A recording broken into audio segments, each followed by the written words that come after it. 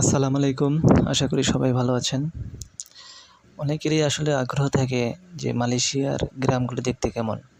মালয়েশিয়ার গ্রামগুলো দেখতে আসলেই কি বাংলাদেশের গ্রামগুলোর মতোই? এটা দেখার জন্য অনেকেরই আগ্রহ থাকে। তাই আজকে চলে আসছি মালয়েশিয়ার একটি প্রত্যন্ত গ্রাম অঞ্চলে। যে গ্রামগুলো আপনাদের গ্রামের বাড়িঘর, রাস্তাঘাটগুলো দেখানো আমি চেষ্টা করব। তো আসলে আমি যেটা দেখলাম আমাদের বাংলাদেশের গ্রাম, মালয়েশিয়ার গ্রামের মধ্যে কিছুটা পার্থক্য আছে।